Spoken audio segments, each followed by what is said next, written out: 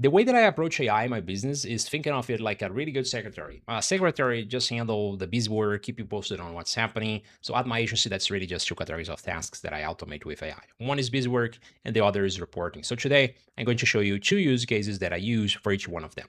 So let's go. The first one is actually a VC funding monitoring. The way that this works is very simple. I mapped out what are the websites that track VC funding in Latin America, which is the geography that I am in. And then I simply put together the RSS feeds for each one of them. So the feeds, the websites usually have their RSS feeds URL. So just copy this. You can use this in N8N as well, or Clay. In my case, I'm using Clay, but this is very replicable anywhere else. So every day I get all of the news, the articles, and then I simply ask AI to qualify it if it's a VC announcement, a VC funding announcement or not.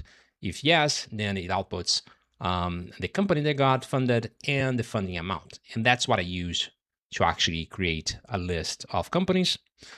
From the list of companies, I simply qualify them further, like enriching them, checking if it's like not a massive company like Nomad or Kavak, because those will be way harder to actually approach.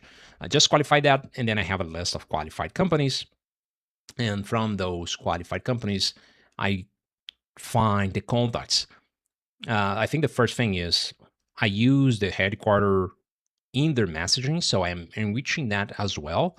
And then it's just basically filtering, just getting like the correct format for the funding amount, the correct name of the company. And that's pretty much, I send a Slack notification just to keep me posted on basically on the VC scene on Latin America. And yeah, and then I just run a find contacts, which is basically this column. So there you have it based on the website. And then I have a list of contacts, and those are my leads. That's pretty much it. From the leads, I have basically their job title, and that's pretty much it. At the end here, what I can do is I can simply send those leads to a list campaign, a lead to campaign, and yeah, we should be good. Or if you have any other system, you can simply HTTP request, send that lead to whatever system that we have. That's it for use case number one. Let's go to use case number two, which is essentially reporting. Let me show you what I mean by that. All right, so I have this automation that runs basically every day.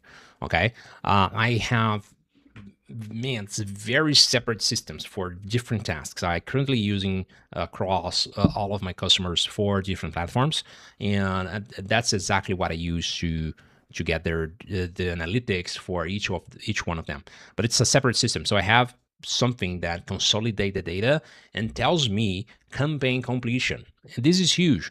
If you have ever run an outbound campaign, you know that you need to be on top of whenever you need to add more leads to a particular campaign. So this is how I keep track of that. I ping all of those four systems, and then it just formats me in a Slack message.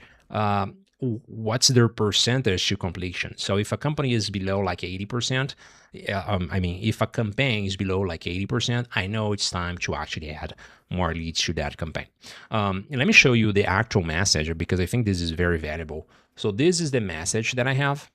I'm going to blur out the names in here, but you can see that you have the completion, right? And this is good because I know then that it's time to add more leads for all of those campaigns that are in here. Good. Very simple. Reporting, I think, is one of the strongest suits for AI, and this is how I use it, guys. If you need this workflow, just leave a comment. I can share that. There's not a big deal. So yeah, that's it for me, and hope you guys like it.